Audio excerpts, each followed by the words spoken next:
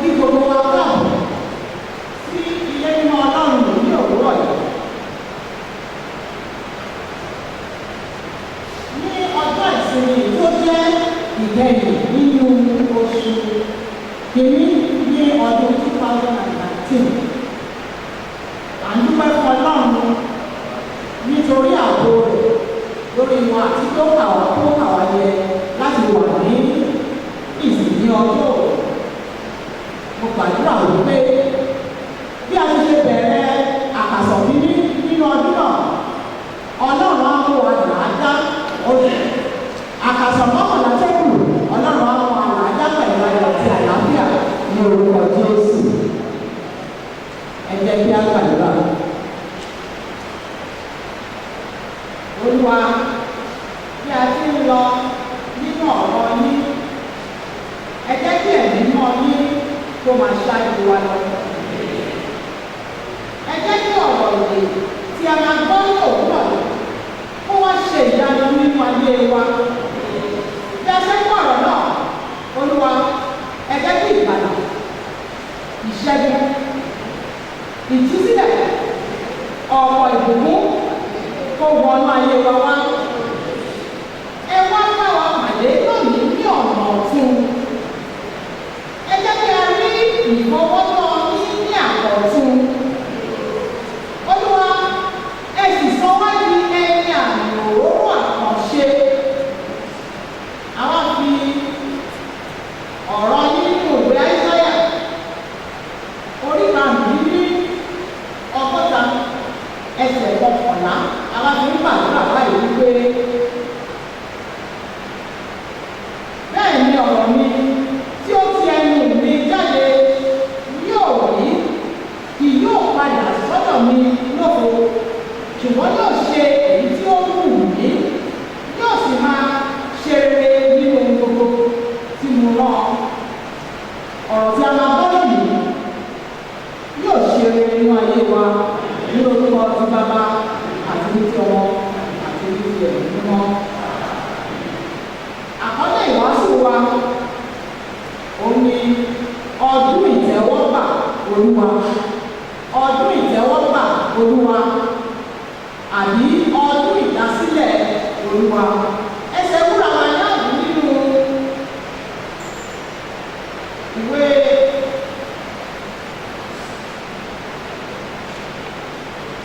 Lúùkù orí kẹrin ẹsẹ̀ kejìdínlógún àti ìkọkàndínlógún.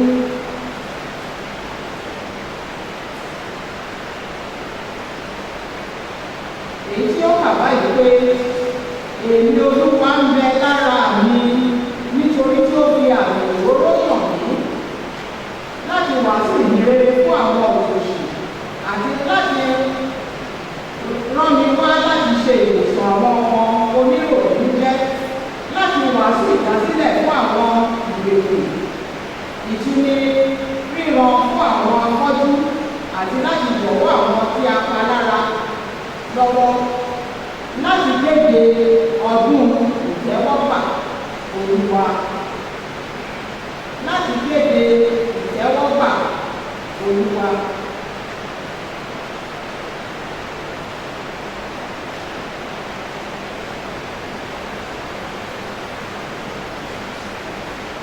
Lẹ́yìn tí Jésù borí ìdánwò èṣù nínú aginjù níbi tí ó ti ń gbàdúrà fún ogójì ọjọ́ tí ó sì ń gbàwẹ̀ fún ogójì ọjọ́ àti ogójì òru, ó fi agbára ẹ̀mí padà sí Gálílì, òkìkí rẹ̀ sì kàn.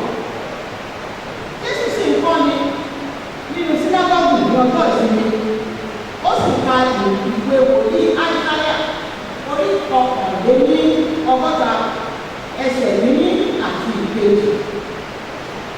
Ohun ìyàlẹ́nu àti ìrọ́pọ̀ ayé ni ó jẹ́ fún wa wípé Jésù Kristi tí Ọlọ́run rán láti wá gba ọmọ aráyé là. Ó kéde ọdún ìtẹ́wọ́gbà, ó sì ń wàásù ìdásílẹ̀. Ṣùgbọ́n àwọn èèyàn rẹ̀ wọ́n ṣe kí ni o wọ́n kọ́ ní ìlú Násárẹ́tì èyí tí a ti sọ. Ìtẹ́wọ́gbà níwájú Ọlọ́run ó ṣe pàtàkì púpọ̀ tí ó fi jẹ́ pé Ọlọ́run láti kọ́kọ́ tẹ́wọ́ gba ènìyàn tí ó bá wọ ọrẹ wá tí Ọlọ́run ò bá tẹ́wọ́ gba ènìyàn yẹn ọrẹ yẹn kò ní jẹ́ ìtẹ́wọ́gbà. Fún àpẹẹrẹ bàbá wo ìwé Jẹ́nẹ́sísì orí kẹrin ẹsẹ̀ kẹrin apá kejì ẹsẹ̀ kẹrin ó sọ fún wa pé Olúwa sì fi ojú rere wo Édẹ́nì àti ọrẹ rẹ̀. Yẹ́nì pé Olúwa kọ́kọ́ fi ojú rere wo Édẹ́nì kó tó fi wo ọrẹ rẹ̀. Ó pàtàkì ó jẹ́ kí a máa jẹ́ ẹni ìtẹ́wọ́gbà níwájú Ọlọ́run. Mo wá fẹ́ bí wọ́n lè kí ni ohun tí ó lè má jẹ́ ká jẹ́ ẹni ìtẹ́wọ́gbà. Ẹ̀ṣẹ̀ yìí Ọlọ́run kò lè ra ẹ̀ṣẹ̀ púpọ̀. Ṣùgbọ́n ní ọjọ́ òní ẹ jẹ́ kí a kí ara wa kú oríire nítorí pé Olúwa kà wá fún àwọn ẹni ìyàsọ́tọ̀ rẹ̀ láti wà níwájú rẹ̀ ní òwúrọ̀ lọ́jọ́ ìsinmi. Ìdí pàtàkì ìkíni wa òun ní pé nínú gbogbo ẹ̀kọ́ Bíbélì tí a kà á ò rí pé Ọlọ́run ṣetán láti bá wa pàdé ní ọ̀nà tí lónìí. Tí a bá mú ìwé Sáàmù orí kọkàndínlógún a ò rí pé òfin Olúwa pé ó ń yí ọkọ̀ padà gbogbo ọkọ̀ líle ọkọ̀ òkúta tí ó wà nínú ìjọ ìlọ́yìn. Mo gbàdúrà wípé Ọlọ́run á sọ di ọkọ̀ ara, Ọlọ́run á sọ ayọ̀ àwọn ọkọ̀ bẹ́ẹ̀ kí a máa lè gbọ́ ọ̀rọ̀ Olúwa yékéyéké bí a sì lè mú ní orúkọ Jésù. Dábìlì ní kí Olúwa wẹ òun mọ́ kúrò nínú ìṣiṣẹ́ ìkọ̀kọ̀. Ó ní kó má fa ìránṣẹ́ rẹ̀ sẹ́yìn kúrò nínú ẹ̀ṣẹ̀ ìdúgbò. Ó ní má ṣe jẹ́ kí wọ́n tó jọba lórí mi. Bákan náà mo gbàdúrà ẹ̀ṣẹ̀ ò ní jọba lórí wa ní orúkọ Jésù. Tábà tún wo ìwé Nehemiah orí kẹjọ ẹsẹ̀ níní títí dé kẹta àti ẹsẹ̀ márùn-ún títí dé kẹwàá. Nehemiah àfà àti akọ̀wé ni ó ka ọ̀rọ̀ Ọlọ́run ìwé òfin Mósè sí àwọn ènìyàn Ísírẹ́lì, àwọn ọmọ Ísírẹ́lì. Ó kà á sí etí ìgbọ́ àwọn ọmọ Ísírẹ́lì nígbà tí wọ́n gbọ́ ọ̀rọ̀ yìí. Níṣe ni ọkọ̀ wọn tí ó ti le níṣe ni ó jọ́. Nítorí nígbà tí wọ́n gbọ́ ọ̀rọ̀ yìí wọ́n rí pé àwọn ti ṣẹ̀ lọ́pọ̀lọpọ̀ sí Olúwa. Ní gbogbo pàtàkì wá sí ilé ìjọsìn pàtàkì jù ní ọjọ́ ìsinmi, a ó rí pé a máa ń ka ọ̀rọ̀ Olúwa, a máa ń gbọ́ ọ̀rọ̀ Olúwa, a máa ń ka àwọn òfin Ọlọ́run, a sì máa ń ṣe àlàyé àwọn ọ̀rọ̀ yìí láti ní ìmọ̀ àti òye nínú rẹ̀. Eléyìí á sì máa fún wa ní ọgbọ́n láti mọ bá ṣe lè gbé ìgbé ayé rere, láti ràn wá lọ́wọ́ nípa ọ̀rọ̀ Ọlọ́run. Ó tún wá ní pàtàkì tí wọ́n wo ẹ̀fẹ́sẹ̀lì àpọ́sù Paul èmi sí àwọn ará Kọ́ríńtì. A rí pé níbẹ̀ Ọlọ́run sọ nípa ẹ̀bùn tí wọ́n fún ìjọ kọ̀ọ̀kan. Olùkọ́ni jẹ́ ìkan lára àwọn ẹ̀bùn náà.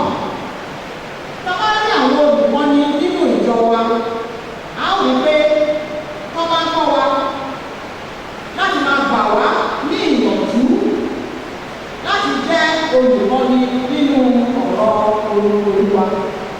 Nínú ìyìnrere wa èyí tí a ti yọ àkọlé ìwàásù ti òní. A rí pé Bíbélì ní Jésù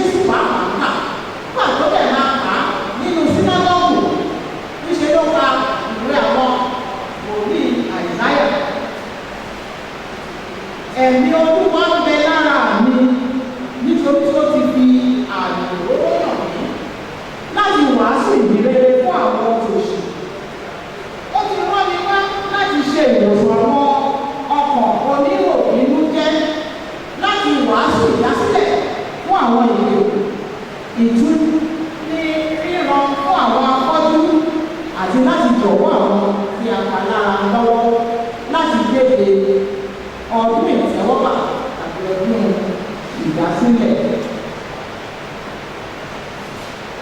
Mo wá sọ fún wa ní òwúrọ̀ yìí pé bí Jésù ti ka ọ̀rọ̀ yìí, a rí pé iṣẹ́ ribiribi tí Ọlọ́run rán Jésù láti bá ṣe ní ayé yàtọ̀ sí pé ó wá gba ayé là. Eléyìí túmọ̀ sí pé Olúwa ní iṣẹ́ fún àwa pẹ̀lú láti ṣe. Olúwa lè tún fẹ́ ṣe iṣẹ́ nínú ayé àwa pẹ̀lú. Ǹjẹ́ a ṣetán láti ṣe iṣẹ́ náà? Ǹjẹ́ a ṣetán láti jọ̀wọ́ ara wa kí Ọlọ́run pàápàá kó ṣiṣẹ́ nínú ayé wa? Ẹ jẹ́ kí a bá Ọlọ́run pàdé. Ẹ jẹ́ kí a bá Ọlọ́run dá májẹ̀mú lówùúrọ̀ yìí pé a ó ṣe ìfẹ́ Ọlọ́run nínú ọdún 2019, èyí tí ń ṣe ọdún ìtẹ́wọ́gbà. Mo gbàdúrà pé ohun ọ̀tun ni a máa rí bí a ti ń ṣe àfẹ́rí Ọlọ́run nínú ọdún 2019. Bí a ṣe ń fi gbogbo ọmọ wa fẹ́ Ọlọ́run, Ọlọ́run á máa ṣe ìyanu nínú ayé wa. Lónìí, ìyípadà ńlá láti ṣẹlẹ̀ nínú ayé wa ní orúkọ Jésù. Olúwa yóò jẹ́ alágbàtàn wa, yóò ṣe ìwẹ̀nùmọ́ wa kúrò nínú ẹ̀ṣẹ̀, nínú èérí àti nínú ẹ̀mí. Nípa bẹ́ẹ̀, a ó rí ìdáríjì gbà láti ọ̀dọ̀ Ọlọ́run. Gbogbo àṣìṣe wa Ọlọ́run ṣetán láti dáríjì. Ọlọ́run á sì fún wa ní nǹkan ìpè láti máa sìn ní òtítọ́ àti ní òdodo. Tí ẹ bá ní wípé kí ni ó fún mi ní ìdánilójú wípé ní òní ìlú wa ṣe wá àmì wá lásán Ọlọ́run wà bá wa pàdé. Tí a bá wo ẹsẹ̀ kọkànlélógún nínú ìwé Lúùkù náà, ìyìnrere ti Lúùkù orí 4 ẹsẹ̀ kọkànlélógún. Jésù sì bẹ̀rẹ̀ sí wí fún wọn pé lónìí ìwé mímọ́ yìí ṣẹ bí etí yín. Mo wá gbàgbọ́ pé lónìí ìwé mímọ́ yìí ó ṣẹ ní etí yín. Ìwé mímọ́ yìí ó ṣẹ ní ayé yín. Nítorí pé Jésù ti fi orúkọ àti ìsàmì rẹ̀ sí ní ọjọ́ òní. Jésù ti fi èdìdì sí wípé gbogbo ọ̀rọ̀ Ọlọ́run tí a máa gbọ́ lónìí yóò ṣe àtúnṣe nínú ayé wa. Àṣẹ Jésù lè lo ìṣèlú ní sọ bẹ́ẹ̀. Bí Jésù ti pa aláṣẹ fún ọmọ Ísírẹ́lì àti gbogbo àwọn tó péjọ ní ìbánu, bákan náà ló pa aláṣẹ fún wa lónìí pé ìwé mímọ́ yìí yóò ṣẹ nínú ayé wa. Jésù wà níbí. Jésù ti dé sáàárín wa lónìí láti kéde fún wa wípé ọdún 2019 yóò jẹ́ ọdún ìtẹ́wọ́gbà, yóò jẹ́ ọdún ìdásílẹ̀, ọdún ìtúsílẹ̀, ọdún ìsọjí kúrò nínú ẹ̀ṣẹ̀, nínú ìpọ́njú, nínú ìṣẹ́, nínú ẹ̀kọ́, nínú òṣì, nínú ìbànújẹ́, nínú ọ̀fọ̀, nínú àìríjẹ, nínú àìrímu, nínú àìlówólọ́, àìní iṣẹ́, nínú àìlọ́kọ tàbí àìláyà àbí àìlọ́rọ́rí, àìrí èrè nínú ọjà títà wa ni, àìní lọ síwájú ní gbogbo ọ̀nà ayé wa ni, nínú iṣẹ́ ìsìn wa ni, tàbí nínú àgọ́ ara, tàbí nínú ọpọlọ, nínú ìmí ẹ̀dùn wa, nínú ọgbọ́n àti òye wa. Lónìí, Jésù máa bá wa pàdé.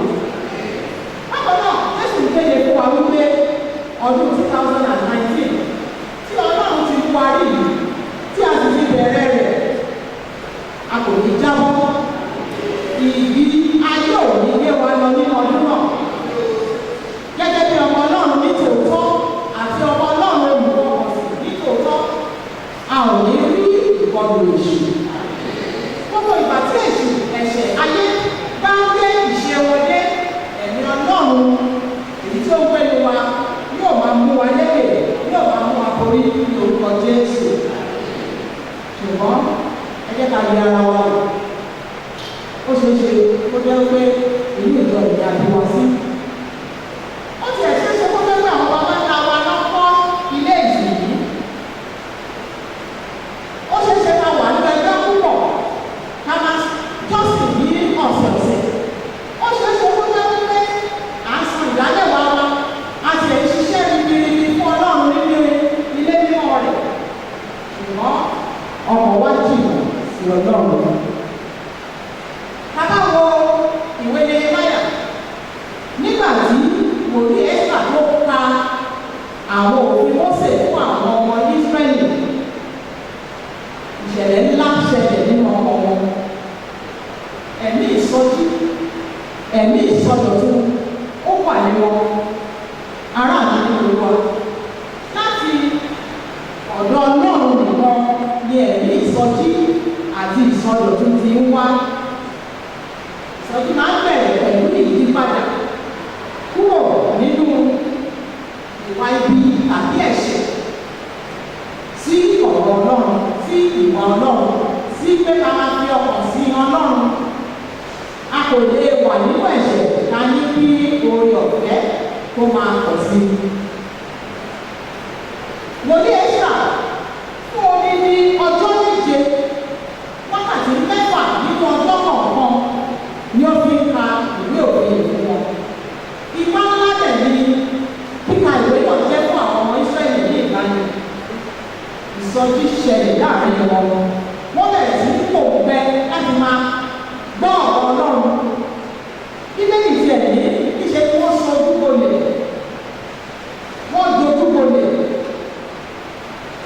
Kò tiẹ̀ ṣe pé wọ́n dojúbolẹ̀ nìkan. Wọ́n tún wá ẹ̀mí láti yí padà.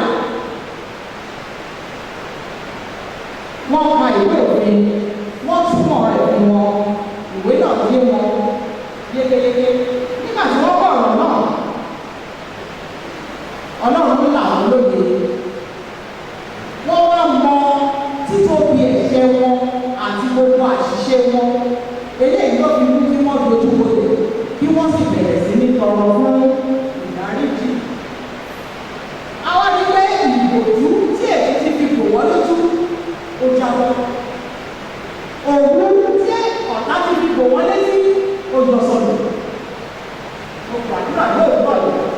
Gbogbo ọkọ̀ tí ó péjọ sí bílíọ̀nù, ohunkóhun tí ọ̀tá ti fi bò wọ́n létí máa fi fi ṣe ìjọ Ọlọ́run yóò jábọ́ ní orí èdè púpọ̀.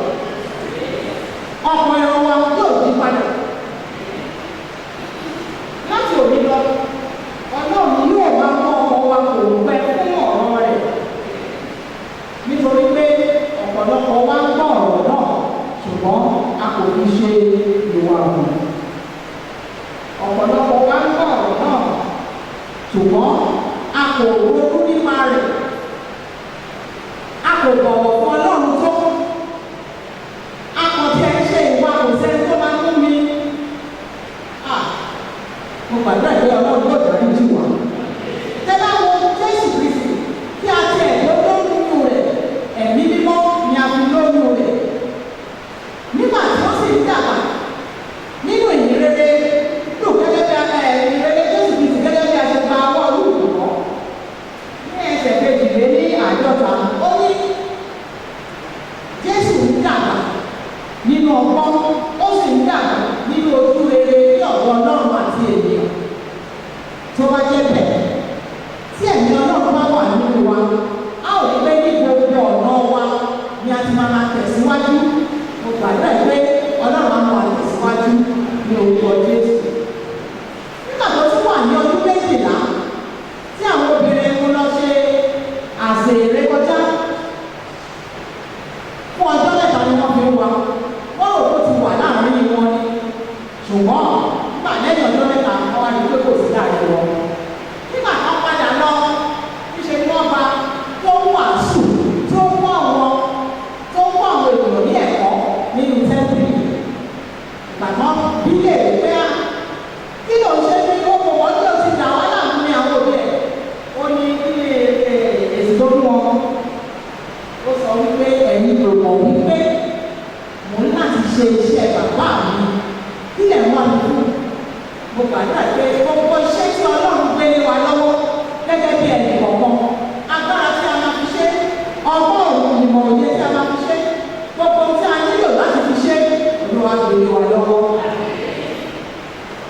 fẹ́ tú wa sílẹ̀ lónìí. Olúwa fẹ́ fi àánú rẹ̀ ó fẹ́ fi tú wa sílẹ̀, ó fẹ́ fi sọ wájú, ó fẹ́ fi sọ ayé wa lọ́tún ní òní. Gbogbo a nílò àánú àti ẹ̀mí kan Ọlọ́run. Nígbà tí oore ọ̀fẹ́ Olúwa àti àánú Ọlọ́run bá ń sọ̀rọ̀, ìdájọ́ èṣù nínú ayé wa àti ìdájọ́ píparẹ́ ní orúkọ Jésù, àsọtẹ́lẹ̀ ibi ó máa parun, ìgbéníjà ẹ̀ṣẹ̀ àti ọ̀tẹ̀ yóò dópin, ìdojúkọ ikú ó di ohun ìparun. Nínú gbogbo ọ̀nà tí a ti ń sọ ìrètí nù, ìrètí wa yóò tún sọjí. A ó borí gbogbo àwọn ohun tó ń dẹ́rù bàbá orúkọ Jésù. Gbogbo èpè àti ègún wọ́n di ìyípadà ní ọjọ́ òní. Gbogbo ìdánwò àti ìpèlẹ́jọ́ wọ́n di ẹ̀rí ńlá àti ayọ̀ ní orúkọ Jésù. Lónìí, wọ́n á sọ àsọtẹ́lẹ̀ sínú ayé gbogbo wa. Àánú Olúwa sínú ayé wa àti ọ̀rọ̀ ayé wa. Olúwa yóò fi àánú rẹ̀ yóò fi wá wa rí. Ilẹ̀kùn àánú Ọlọ́run yóò ṣí sílẹ̀ fún wa. Nítorí àánú Olúwa, ọjọ́ ẹkún ẹ̀gàn ìbànújẹ́ wa ti dọ̀kun ní òkú. Nípa àánú Olúwa àti oore rẹ̀ nínú ọdún 2019, gbogbo ọ̀nà wa yóò là. Gbogbo wa kú jáde, òun wa kò ní pọ̀ lọ́sàn-án. Ìràwọ̀ wa kò ní wọlẹ̀. Agbọ́ni ní ire sọ̀nù kò ní kọ́ ilé wa sọ̀nù.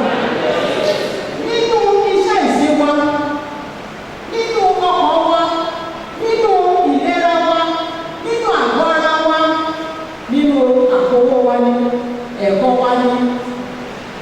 Kí wọ́n máa gba ìtúsílẹ̀, kí wọ́n máa sọjí. Bí a ti kọ́ ọ̀rọ̀ Ọlọ́run ní òwúrọ̀ yìí, ohun ọ̀tún máa ṣẹlẹ̀ nínú àgbélé wa. Lóòótọ́, Jésù ṣetán láti tú wa sílẹ̀ kí a lè jẹ́ alábàápín ní oore ọ̀fẹ́ àti àánú rẹ̀. Ṣùgbọ́n ọ̀pọ̀lọpọ̀ wa ní kò tẹ̀ sí ìdí àtúbí. Ọ̀pọ̀lọpọ̀ wa kò tí ì ní ìrírí iṣẹ́ ìgbàlà Jésù nínú ayé wọn. Ọ̀pọ̀lọpọ̀ wa là ń ṣe àìgbọràn. Ọ̀pọ̀lọpọ̀ wa ẹ̀rí àìbìkítà fún Ọlọ́run ó wà nínú wa. Ọ̀pọ̀lọpọ̀ wa ni à ń ṣe àìbọ̀wọ̀ fún Ọlọ́run tó. Ọ̀pọ̀lọpọ̀ wa ni a kì í pọ́n Ọlọ́run ní ìjó. Ọ̀pọ̀lọpọ̀ wa ni àìníbẹ̀rù Ọlọ́run. Ọ̀pọ̀lọpọ̀ wa ni a kò ní ìfẹ́ Ọlọ́run. Ọ̀pọ̀lọpọ̀ la ní ìfẹ́ ṣùgbọ́n wọn kò wọ́n pé ó ti dìde. Ọ̀pọ̀lọpọ̀ wọn kò tiẹ̀ kí ń kẹ́yìn fún ẹ̀ṣẹ̀ wọn. Táwọn tiẹ̀ ti sọ fún wọn pé ẹ̀ṣẹ̀ lélẹ́yìí fún wọn láti ronú pé ọ̀dà ó jẹ́ ohun ìṣòro fún wa. Wọ́n fẹ́ lá nínú ẹ̀ṣẹ̀. Wọn kò ṣe ìfẹ́ Ọlọ́run. Wọ́n wá gbé ẹ̀ṣẹ̀ wọ̀ bí ẹ̀wù. Wọ́n wá ń ṣe gbogbo ohun tó máa ń dá nílé Ọlọ́run. Nínú ẹ̀ṣẹ̀ wọn, wọ́n tún mú ọ̀pọ̀ kọsẹ̀ ju gbogbo rẹ̀ lọ. Wọ́n mú àwọn aláìgbàgbọ́ sọ̀rọ̀ òdì sí orúkọ Ọlọ́run. Mo gbàdúrà ìgbà Ọlọ́run yóò dá lójú wọn. Bí a ti wá lónìí, Ọlọ́run á ṣe àtúnṣe inú ayé wa. Gbogbo ìwà ẹ̀ṣẹ̀ àti gbogbo tí ẹ̀ṣẹ̀ ti gbé sínú wa, mo gbàdúrà ìgbà Ọlọ́run á pọ̀ dànù. Á pọ̀ dànù ní òkè. Yóò tilẹ̀ jẹ́ pé wọ́n ń tọ́ra wọn jẹ. Wọ́n gbéra wọn lọ́wọ́ lẹ́yìn Kristi. Wọ́n wá sílẹ̀ ìsinmi, wọ́n ti ẹ̀sùn pa ara Olúwa lásán. Wọ́n ń jẹ oúnjẹ alẹ́ Olúwa sínú ẹ̀bí àti sínú ẹ̀ṣẹ̀. Wọ́n ń bá èṣù, wọ́n bá èṣù ṣe ìsọjí. Èṣù wá jọba nínú ayé wọn. Bí èṣù ti ń lójú tì wọ́n, náà ló tún fẹ́ lójú ti ìjọ Ọlọ́run, ló tún fẹ́ lójú. 2019 Ọlọ́run kọ sí wa lọ́wọ́. Bí a ti wá lónìí, Ọlọ́run á ṣe àtúnṣe inú ayé wa. Gbogbo ìwà ẹ̀ṣẹ̀ àti gbogbo tí èṣù ti gbé sínú wa, mo gbàdúrà pé Ọlọ́run yóò dá lójú wọn.